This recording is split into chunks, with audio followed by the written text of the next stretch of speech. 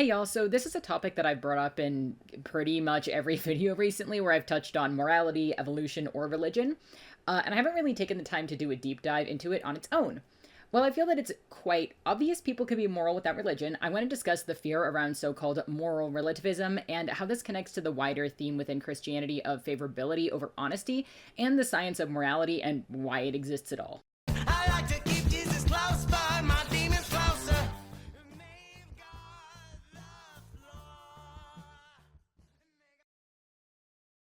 It's quite common for Christian apologists to make arguments fear-mongering around so-called moral relativism. The argument is usually something along the lines of stating that if morality isn't objective, then it means if a culture says murder or rape is okay, we just have to accept it because morality is relative, and the cultures and times it exists within are the only thing that define it. Also, on a side note, if you like my content and want to support it, please drop a super thanks because there's a high chance that this video is going to get demonetized. This, of course, is a straw man. No one is arguing against biblical morality and actually thinks that something is automatically acceptable just because it comes from another culture or another time, and not even everyone arguing against religious-based morality even agrees that morality is subjective. Despite that, however, the term moral relativism has become somewhat of a scary word for conservatives and evangelicals. It evokes an idea of chaos, a lack of order, that no one truly has any way to determine what's right or wrong, so we should all just go into the streets and kill each other, right? As someone who has very strong feelings on this topic and believes that morality is subjective, I am obviously irritated by this. While I think it'd be accurate to say many of those pushing this idea of the big bad moral relativist probably either don't care or don't think about the fact that religiosity doesn't really impact the average person's moral or immoral behavior, nor likely believe that they themselves would go out and harm others if they lost their faith, I think it's something worth examining. Before I unpack the more subjective aspects of this topic, I want to establish why morality is subjective when approaching the topic from a secular perspective, one based in the material world and not on religious text or mystical ideas. When we say that something is objective, we mean that it is factually that way always. It is not subject to human bias or miscommunication or human experience. It is that way whether it is observed or not. It is that way regardless of what words we use to describe it or what extent we understand it. For example, it is objectively true that bacteria and viruses are responsible for their corresponding diseases. SARS-CoV-2 is objectively responsible for the COVID pandemic. The Earth rotates around the Sun, which orbits around a massive black hole at the center of the Milky Way galaxy. These things are true whether or not we are aware of them or how well we understand them. The speed of light does not change regardless of what we do or don't know about it. It is a law of the universe. If it ends up not being the case that it is consistent and we're unaware of that, that fact is just as true right now, despite our lack of knowledge, as it would be when we hypothetically learned as such. Morality, on the other hand, relies on perception to exist. The speed of light was the same before humans existed, and it will remain the same after we cease to exist. This is not the case with morality. Morality is not a universal constant. While Christianity posits it is, as it's controlled by God, there is no evidence for this, and it's not really compatible with the scientific method as a concept. It is unfalsifiable, it has not been proven, and cannot be objectively measured or tested. It's someone's word against someone else's. Despite this, we are able to study morality when it's divorced from its religious origins, and we approach it as a behavior, not a universal property. Many other species exhibit a behavior our more complex human understanding of morality is based on: altruism and prosociality.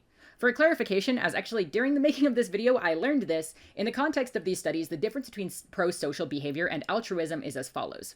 Altruism is providing benefits to others while incurring costs, such as male bonobos protecting their group while retreating from a fight by staying back, as they may be injured or killed by this action in order to aid others.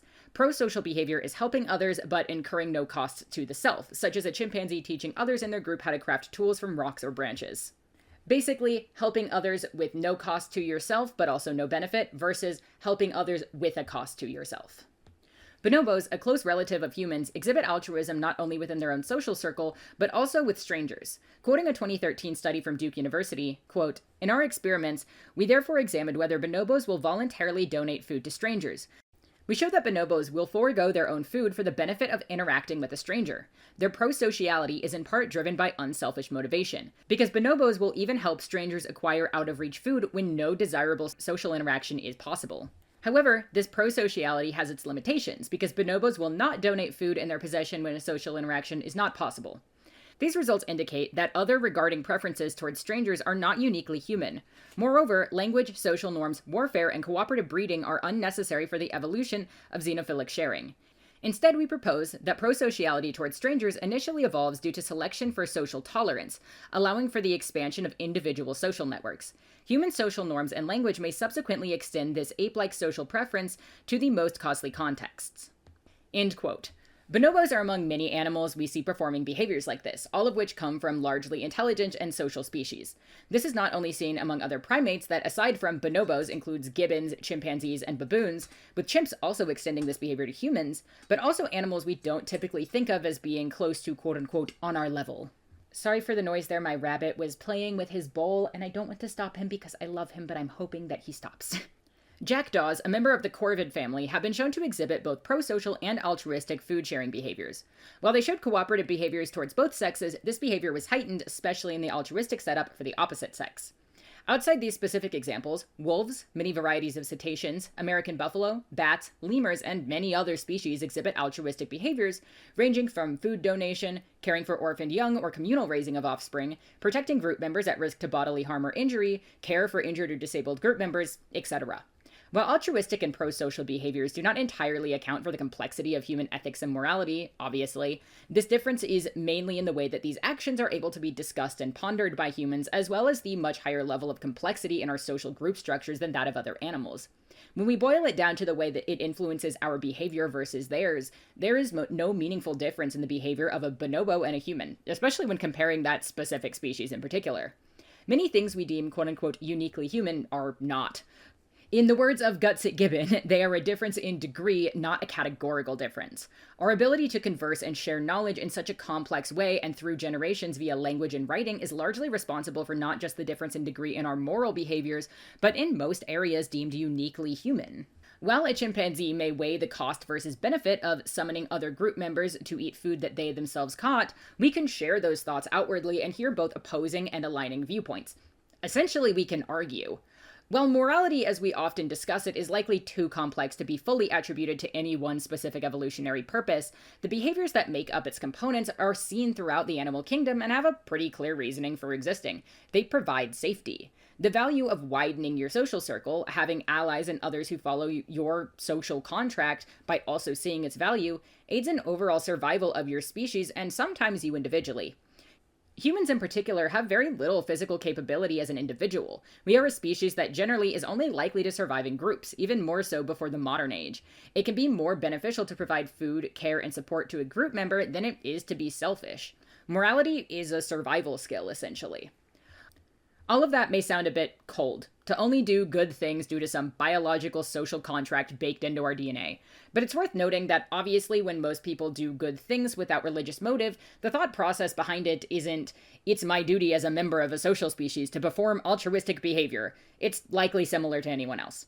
I boycott companies that support Israel and donate to groups supporting Gaza, not because I recognize some biological need to protect the lives within my species, but because it makes me angry and sad and scared to see what's happening to people who feel emotional and physical pain just as I do. I wouldn't want to experience that. They did nothing to deserve that, and they're not a threat to anyone, and yet they're being put through more suffering than most families will see in generations. I care and act on it because I feel something about it. And by the logic that it's some calculated biological motive, I wouldn't be vegan, as the animals we farm are not a member of my species, and yet I also feel hurt and sad and angry over their abuse and death. When I point out the evolutionary origin of these behaviors and feelings, I don't do so to say that that's a reason to be moral.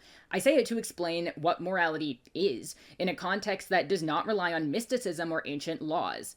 It's both a survival skill, and because that skill is so vital to our survival, something the vast majority of people have strong and very personal feelings about. Going off from that, this idea is obviously not favorable to many Christians. It's scary and often angering that a concept as vital as morality came about due to natural processes, that it doesn't have a rule book, and that its function leaves room for a lot of nuances and context and doesn't give clear answers or give explanations in a framework that they've become comfortable staying within.